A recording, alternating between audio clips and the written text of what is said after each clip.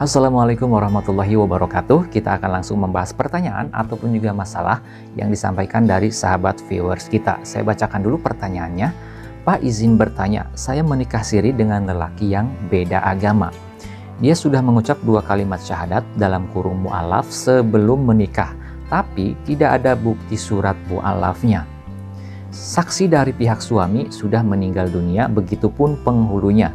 Apakah bisa saya mengajukan sidang isbat karena saya ingin memperjelas status anak saya di akte lahirnya? Mohon penjelasannya, terima kasih. Baik, nanti yang punya pendapat, yang punya pengalaman, silahkan sharing di kolom komentar di bawah video ini. Kalau menurut saya, alangkah lebih baiknya coba saja dulu mengajukan permohonan isbat nikah ke pengadilan agama. Memang ada beberapa kendala yang dihadapi oleh sahabat penanya ini. Pertama, dulu kan nikahnya siri, tidak tercatat di kantor urusan agama sehingga tidak memiliki buku nikah. Kemudian dulu waktu nikahnya, waktu akad nikah, si suaminya statusnya mu'alaf, tetapi tidak ada bukti-buktinya, mungkin seperti itu ya. Apakah itu misalkan saksi yang menyaksikan proses mengucapkan 2 kalimat syahadat, atau mungkin ada surat keterangan hitam di atas putih, itu nggak ada, mungkin seperti itu. Kemudian sekarang ingin mengajukan isbat nikah untuk mengurus dokumen kependudukan, misalkan akte lahir anak. Tetapi saksi dari pihak suami waktu akad nikah sekarang sudah meninggal dunia, penghulunya pun sudah meninggal dunia. Maka salah satu upaya yang bisa dilakukan, satu, siapa yang hadir pada saat proses akad nikah tersebut. Apakah itu tetangga, kemudian juga kerabat yang lain, teman. Tidak mesti saudara, tidak mesti keluarga yang hadir pada saat akad nikah. Siapa saja, kalau misalkan saksi ijab qabulnya sudah meninggal dunia, kemudian juga si penghulunya sudah meninggal dunia, maka yang bisa dijadikan saksi yang lainnya diantaranya wali. Siapa wali yang menikahkannya dulu? Orang tua si istri tentunya ya. Kemudian juga tetangganya ada nggak yang hadir di situ? Masa nggak ada yang hadir? Kemudian juga sahabatnya, temannya, ada nggak yang hadir? Kalau masih ada, itu bisa dijadikan saksi pada saat sidang isbat nikah nanti. Kemudian kalau misalkan si suaminya ini yang katanya waktu itu sudah mu'alaf, kalau sekarang KTP-nya udah Islam, di kolom agamanya tertulis agamanya Islam, maka itu sudah bisa memenuhi syarat untuk mengajukan isbat nikah. Ya, karena di KTP-nya sudah tertulis beragama Islam. Tinggal mengesahkan saja permohonan isbat nikahnya agar pernikahannya tersebut disahkan oleh pengadilan agama. Nah, gimana kalau misalkan ternyata si suaminya ini KTP-nya, kolom agamanya belum berganti, masih agama semula, belum tertulis agama Islam di kolom agama di KTP si suami ini. Nah, ini juga memang kendala juga, tapi harus diupayakan, harus dicoba. Silahkan datang ke catatan sipil untuk mengajukan perubahan data di identitas ya, perubahan data di KTP si suami ini.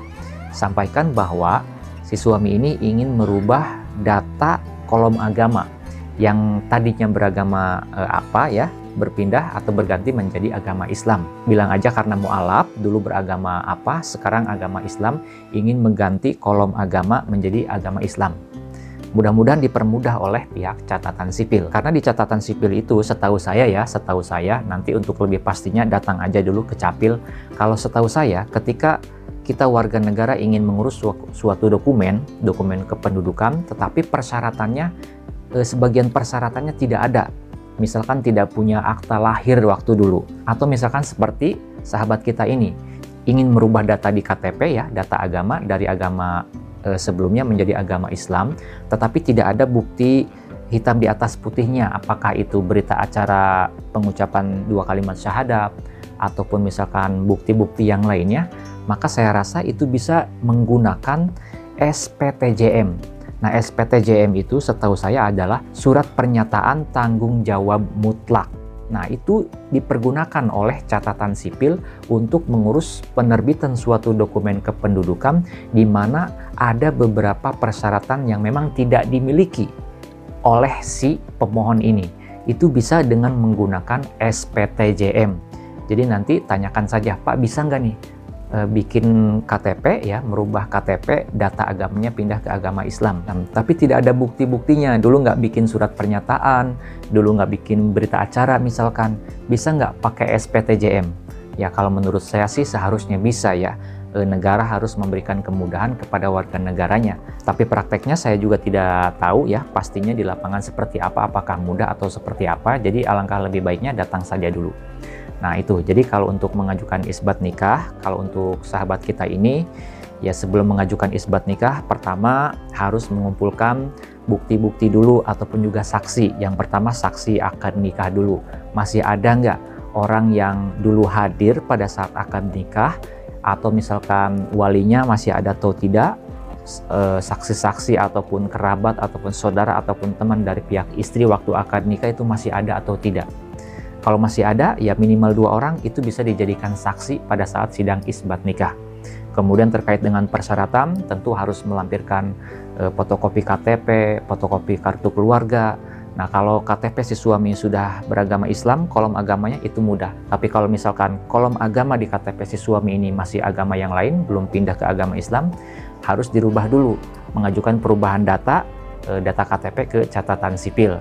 Nah, itulah menurut saya upaya-upaya ataupun langkah-langkah yang bisa ditempuh oleh si sahabat kita yang bertanya ini untuk mengajukan isbat nikah dengan kendala-kendala yang saya sebutkan tadi. Mudah-mudahan bisa menambah wawasan bagi kita semua, khususnya buat Anda yang sedang membutuhkan informasi terkait dengan hal ini. Kalau menurut teman-teman video ini ada gunanya, channel ini ada manfaatnya, saya mohon keikhlasan dari teman-teman viewers semuanya untuk subscribe ke channel Pengacara Santuy. Bukan siapa-siapa, hanya Lawyer Deso. Sampai jumpa di video-video selanjutnya. Assalamualaikum warahmatullahi wabarakatuh.